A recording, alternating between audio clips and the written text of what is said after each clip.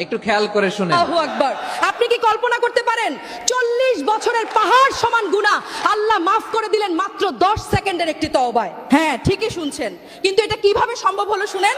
হযরত মুসা আলাইহিস সালামের আমলে অনেক দিন যাবত বৃষ্টি হয় না, ভয়াবহ খরা, আকাশ থেকে এক ফোঁটা পানিও পড়ছে না, মাটি ফেটে চৌচির, মানুষ পশু পাখি গরমে ছটফট করছে। মানুষের কান্নার হাহাকার দেখে হযরত মুসা আলাইহি তার উম্মতদের নিয়ে খোলা মাঠে সালাতুল ইস্তিসকা বা বৃষ্টির নামাজের জন্য দাঁড়ালেন। সবাই ভাবছে আল্লাহর নবী হাত তুলেছেন, এখনই অঝোর ধারায় বৃষ্টি নামবে, কিন্তু হলো তার উল্টোটা। বৃষ্টি তো হলোই না, বরং রোদের তাপ যেন আরো বেড়ে গেল, আগুনের মতো গরম বাতাস বইতে শুরু করলো। নবী মুসা অবাক হয়ে আল্লাহকে জিজ্ঞেস করলেন, হে আল্লাহ, আমরা তোমার কাছে বৃষ্টি চাইলাম আর তুমি তাপ বাড়িয়ে দিলে, কারণটা কি? আল্লাহর পক্ষ থেকে জবাব এলো, মুসা, এই ভিড়ের মধ্যে এমন একজন পাপিষ্ঠ ব্যক্তি আছে যে গত 40 বছর ধরে টানা আমার নাফরমানি করছে। তার একটা গুনাহের কারণে আমি আজ